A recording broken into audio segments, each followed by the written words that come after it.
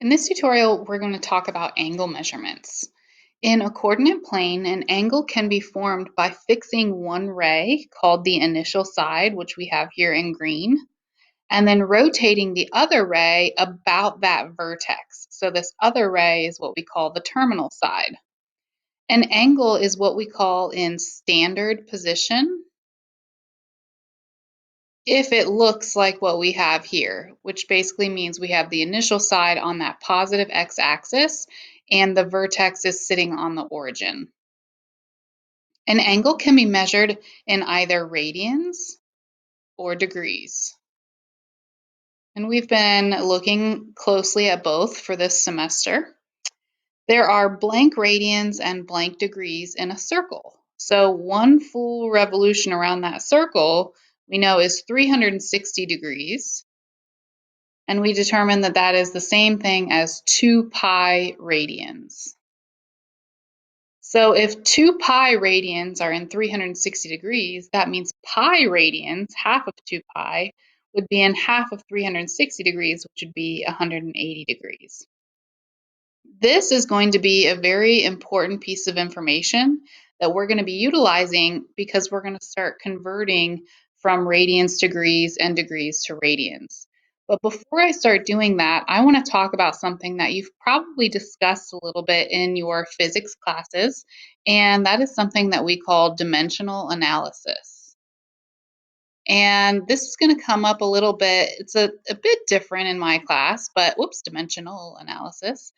Um, but the concept is the same. So let's say if you had something like 60 miles per hour, and I said I wanted you to convert this speed into feet per second instead. So the process of dimensional analysis involves multiplying by unit rates so that the units end up canceling in a way that leave you with the units that you're looking for. So what I mean by a unit rate is basically a fraction where the numerator and denominator are the same measure, they're just in different units. So for instance, I know that 1 mile is the same thing as 5,280 feet. So they're the same distance, they're just in different units. Or I could flip-flop it and I could do 5,280 feet over 1 mile. And you want to multiply by one of these so that your units are going to work out to end up being in feet per second versus miles per hour. And if I choose to multiply by this, where the 5,280 feet is on top and the 1 mile is on the bottom, then I can see that the unit for miles in the numerator and in the denominator, they can actually simplify. So now it would be in feet per hour. And so if I wanted to convert into seconds, then I would multiply by another unit rate that would help me to convert hours into seconds. And maybe I don't even go directly into seconds, maybe I go into minutes. So I know there's 60 minutes in 1 hour. But in order for the hours to cancel, I actually want that 1 hour to be on top. So I could say 1 hour over 60 minutes. So that hour over hour, that's going to simplify. So right now, if I were to simplify this entire expression, I would have feet per minute. So I'd have to multiply by one more unit rate in order to get feet per second. So I would say that there is 1 minute and 60 seconds. So now minutes could simplify, and I would be left with a rate that is feet per second. And you would be able to multiply this out in your calculator and get that answer. So why does this help us? Well, I'm going to use this as one of the unit rates that we can multiply by. So when we're converting, we are either going to multiply by pi radians over 180 degrees, or we can multiply by 180 degrees over pi radians. Now, as a reminder, if you don't write RAD for radians, then I assume your units are radians. So anytime there's not a label, we assume it's radians. So let's convert 724 degrees into radians. So if we start with 724 degrees, obviously our label is degrees. You can put this over 1 if you'd prefer to see it as a fraction. And we want to multiply by another unit rate. But my goal is to simplify degrees out and change it into radians. So which of these is going to help me to do that? Well, degrees is in the numerator here, so I need it in the denominator here. So I'm going to multiply by this unit rate, pi over 180 degrees. And again, you could put radians or not. But in this case, we can see the degrees will cancel. And when we multiply fractions, we multiply across. So we would have 724 pi over 180, and this would be in radians. So I'm just going to not write that unit. I'm just going to leave it like this. But I do want to simplify. And it's important that we're very familiar with what pi looks like in radian measurements, right? It being 180 degrees. So keeping pi as part of our answer is a good idea when we're converting into radians. But that 724 over 180, I do want to simplify that. So you can actually use your calculator and you can type in 724 divided by 180. And if you hit the math button over here, we want to convert this into a fraction. So this little arrow and then FRAC, this means turn it into a fraction and it will always simplify the fraction as much as possible. So if I hit enter, it shows me that the fraction is 181 over 45. So that means that this can be simplified to 181 pi over 45, and then this is in radians. Negative 17 pi over 3. So if we want to convert this, and we're going to switch this, this is going to be in degrees now. So negative 17 pi over 3. Remember, this is in radians, so you could think of this as radians. So we want to multiply by something where the radians are in the bottom. So pi would be in the bottom, and 180 degrees would be in the numerator. So the radians can cancel. In addition to, if you have pi over pi, that simplifies to 1. So really what we want to do here is negative 17 times 180 divided by 3, and our answer should be in degrees. So you can type this in your calculator. You could also think of 180 over 3 is 60. So it's really like negative 17 times 60. And if you type that in your calculator, you'll get negative 1020.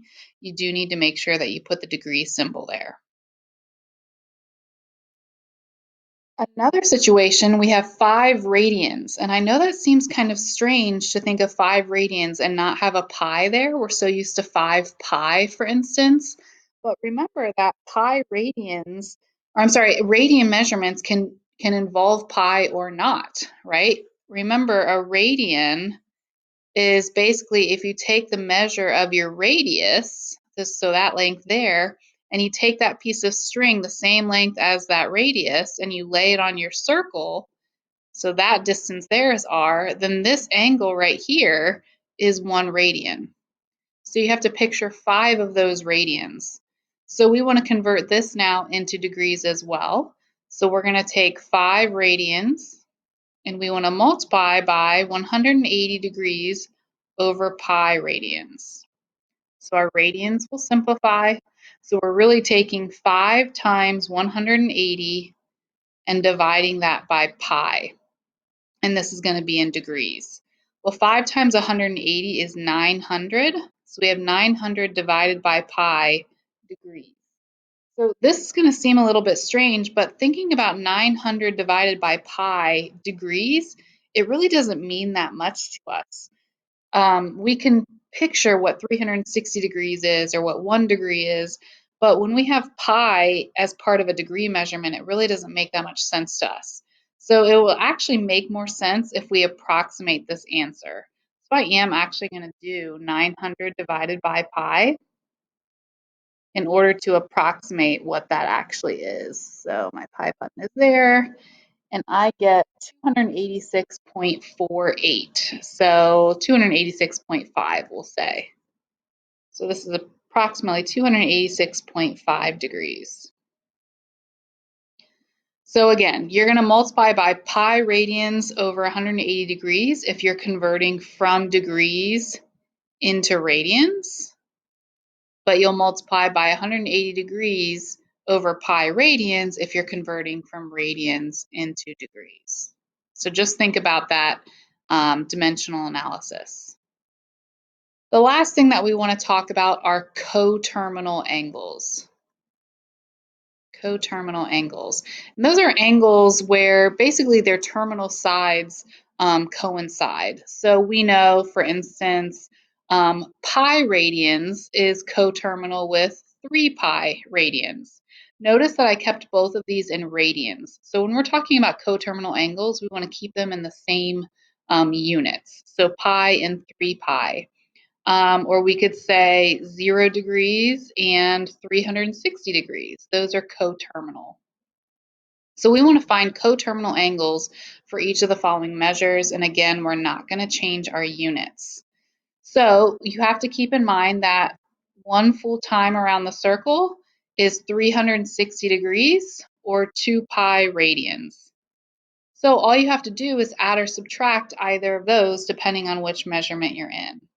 So if I have 140 degrees, I want to find coterminal angles for these. I could either add 360 degrees, and I could actually add it as many times as I wanted, but if I added it once, I would have 500 degrees, for instance. So 500 degrees is coterminal with 140. I could also take 140 and I could subtract 360 degrees, and that could get me negative 220 degrees. So that would also be coterminal. You could add 360 onto the 500 and you get 860. So there's all kinds of different numbers that would work out here. If we wanted to do 0 radians, well, 0 radians, if I add 2 pi, that's going to be 2 pi radians. So you could add 2 pi again and you could get 4 pi, or you could have taken away 2 pi and had negative 2 pi. So all of these would be coterminal. And then let's see, 30 degrees. 30, you could add 360 degrees and you would get 390 degrees. Or you could have done 30 minus 360 degrees and you could have gotten negative 330 degrees. So those would all be coterminal as well. Pi over 6. Again, you are adding or subtracting 2 pi. Now in this case, since it's pi over 6, then you're going to want to add 2 pi so that it has the same denominator. So you could think of 2 pi as the same thing as 12 pi over 6, which is helpful because the denominator of 6. So think of it as pi over 6 plus or minus 12 pi over 6. So pi over 6 plus 12 pi over 6 could be 13 pi over 6. So that would be coterminal with pi over 6. Or if I subtracted 1 pi over 6 minus 12 pi over 6 would be negative 11 pi over 6. So those would also be coterminal. If I really wanted to, I could kind of restrict your answers because there's infinite numbers of coterminal angles. So I could restrict your answers by asking you to give me a coterminal angle on the given interval.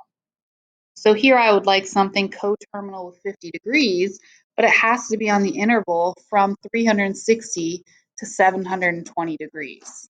So if I notice these numbers are larger than 50, so I'm going to be adding 360 degrees.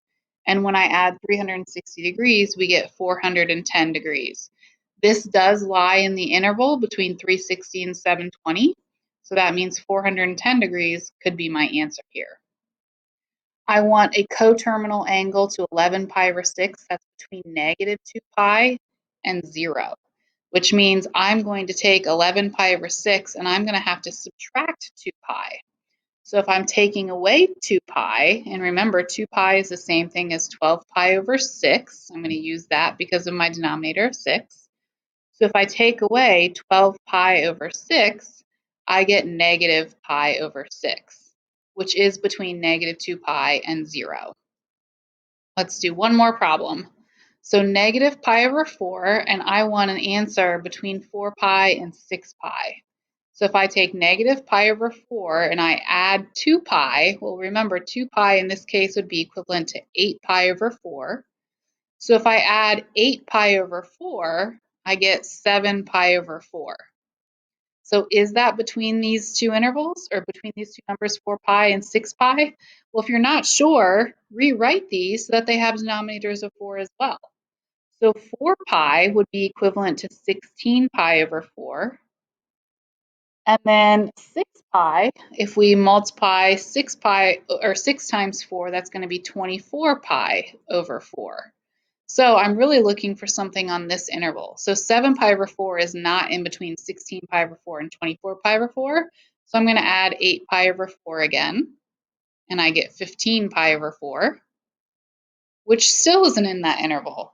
So I'm going to add 8 pi over 4 again, and in this case we get 23 pi over 4, and that would be inside that interval. So 23 pi over 4 is what we are looking for.